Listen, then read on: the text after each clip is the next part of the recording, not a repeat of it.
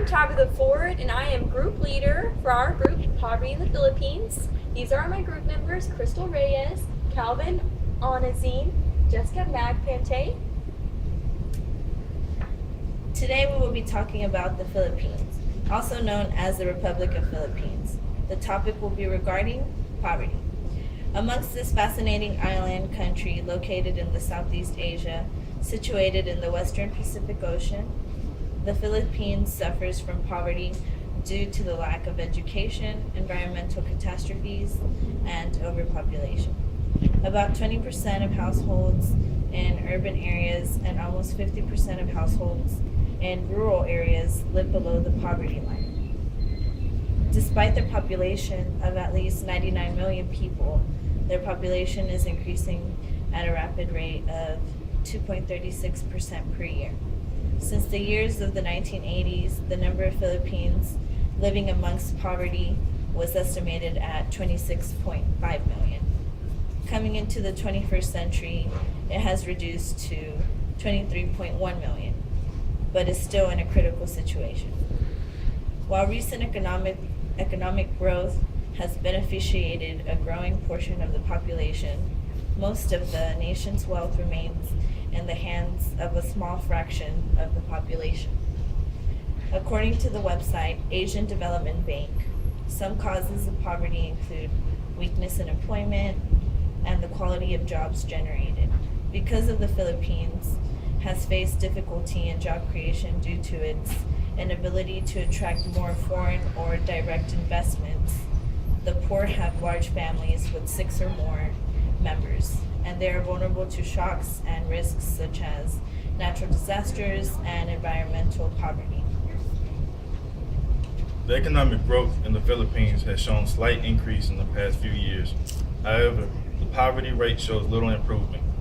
According to an article in the Wall Street Journal, the number of poor families has risen from 3.8 million to 4.2 million due to population growth.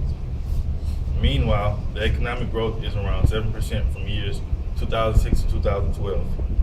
There are many contributing factors to why the economy has shown improvement with little improvement on poverty, such as natural disasters and education. Education contributes to the Philippines' poverty. According to the World Book Encyclopedia, about 25% of college-age Filipinos attend college. The Filipino government only provides 6 years of education for children of ages 7 through 12. Education beyond that is provided by the family. Filipino families are adamant about sending children to college. However, with poverty being an issue, there are very few jobs to accommodate college-educated people with their qualifications. This in turn leaves college grads to immigrate to make use of their degrees, and economic growth is gained elsewhere. And just as Calvin stated about qualifications, according to Chris Loreno and Trevor Moss, there are many jobs available in the Philippines, but not enough workers with matching skills to fit these jobs, or not enough qualifications. According to the website Rappler.com, the Philippine government considers families that are earning less than 5,458 pesos per month are considered poor. I've also taken this map from Rappler.com. Can everyone see the map?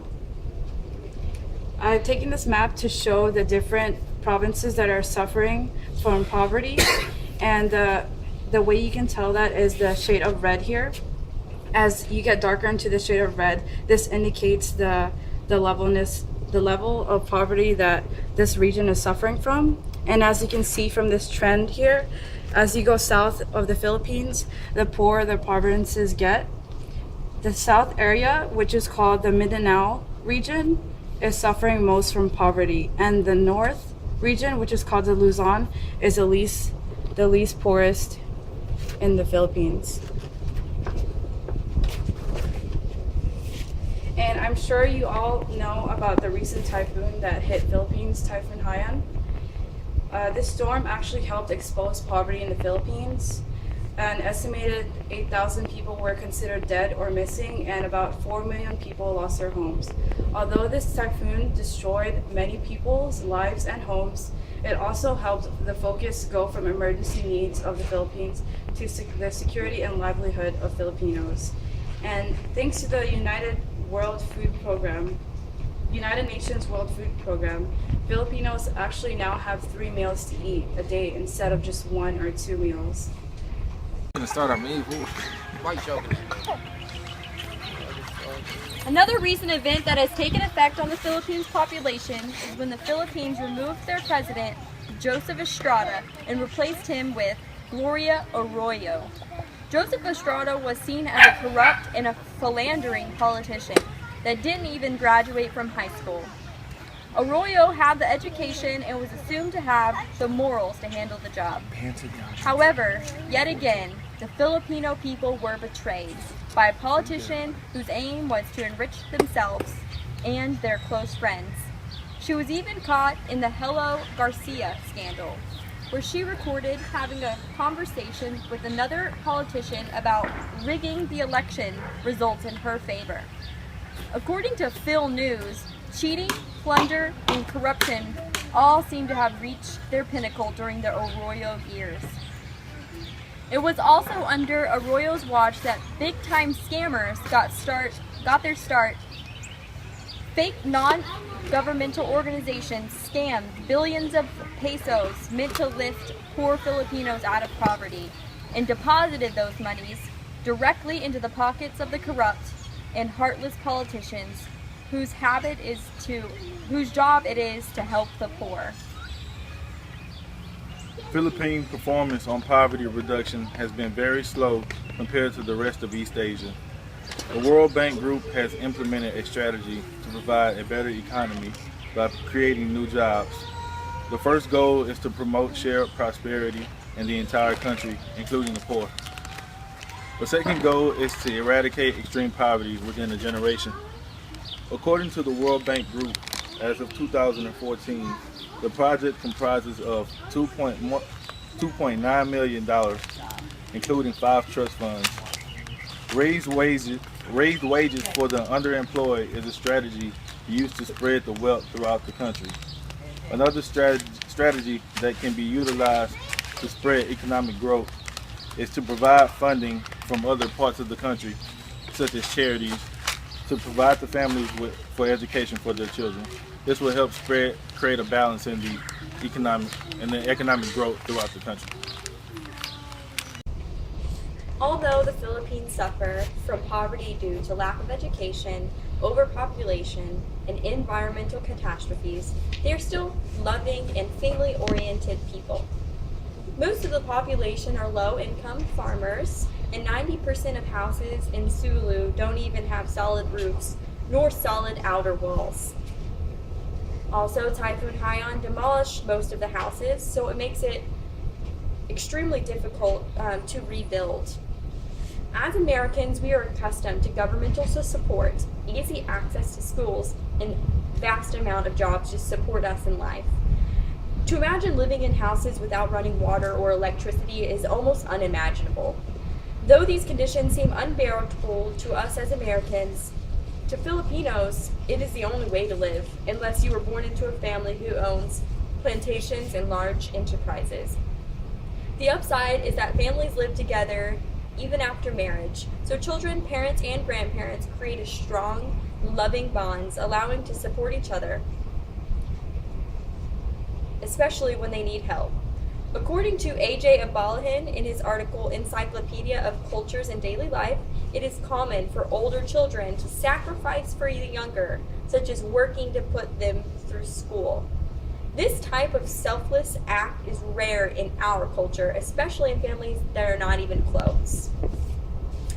A few recommendations to accelerate poverty reduction involve scarce targeting and numerous poverty programs, further research in chronic poverty, and multidimensional responses to aim to get rid of poverty within this country.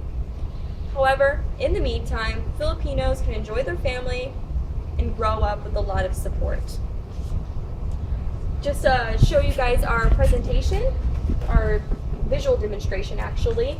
We can see right here, these are regular Filipinos in their school uniforms Going to school. This also picture shows a bunch of kids. They're obviously, you can see, are very young since they don't go to school after the age of 12. Just playing and having a good time. Now this one shows what living in Filipinos is actually like. They, as you can see, they're really small, very close together shacks. You can see people just on their little fishing boats, and then just it doesn't look like a regular suburban or royal area. And this is our presentation of poverty in the Philippines. And does anybody have any questions? Does anyone have any questions? Not so much, because I know the topic more, but anyone lovely enough to actually have any questions? What part of Philippines are you, Jessica? Where did you come from? I actually came from Pampanga. It's in the northern area. In the northern area in Luzon. But it's actually one of the least poorest provinces in the area. And I went over there a couple of years ago, and even though it's considered one of the least poorest regions, going from Manila to the Luzon area, I actually saw children that were bathing in rivers, like sewer rivers, which, you know, it broke my heart. And, you know, many Americans don't really see that. Just don't appreciate it. Yeah, they don't appreciate it. About how many languages are there in the Philippines? To be Or honest, dialects, I should say. there's many dialects. The main dialect is Tagalog. There's there's also Bisaya and Kapampangan. Those are the three that I know. But then there are different regions in Philippines that people speak that dialects. It just depends. It all depends on where you're from. But the main language is Tagalog.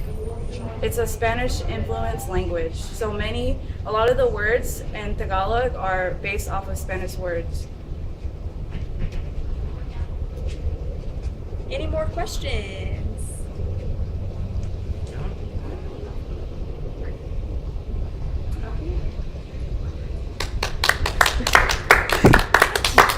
That was